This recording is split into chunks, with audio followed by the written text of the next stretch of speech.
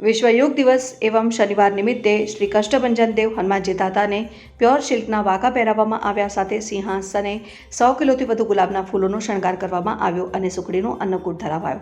સુપ્રસિદ્ધ યાત્રાધામ સાળંગપુર ખાતે વિશ્વ યોગ દિવસ એવं શનિવારના રોજ સાળંગપુરમાં દાદાને દિવ્ય વાઘાને સુખડીનો અન્નકૂટ ધરાવાયો એવं 100 કિલોથી વધુ ગુલાબના ફૂલોનો શણગાર કરાવવામાં આવ્યો।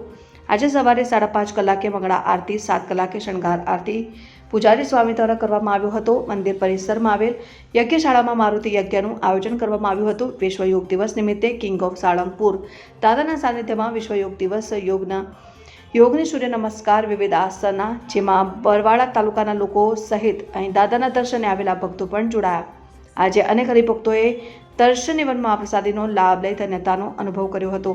શ્રી કષ્ટભંજન દેવ હનુમાનજી દાદાને કરાયેલા શણગાર અને વિશ્વ યોગ દિવસની ઉજવણી વિશે પૂજારી સ્વામીએ જણાવ્યું કે આજે વિશ્વ યોગ દિવસની ઉજવણી કિંગ ઓફ સાળંગપુર ખાતે કરવામાં આવી, જેમાં બરવાળા તાલુકાના લોકો સહિત દાદાના દર્શને આવેલા ભક્તો પણ જોડાયા હતા અને હનુમાનજીને વૃંદાવનમાં 15 દિવસની મહેનતે 7 કારીગરો દ્વારા બનાવવામાં આવેલા પ્યોર સિલ્કના વાઘા પહેરાવવામાં આવ્યા હતા। સાથે સિંહાસને 100 કિલોથી વધુ ગુલાબના ફૂલનો શણગાર કરવામાં આવ્યો। આ ગુલાબના ફૂલ વડોદરાથી મંગાવવામાં આવ્યા છે।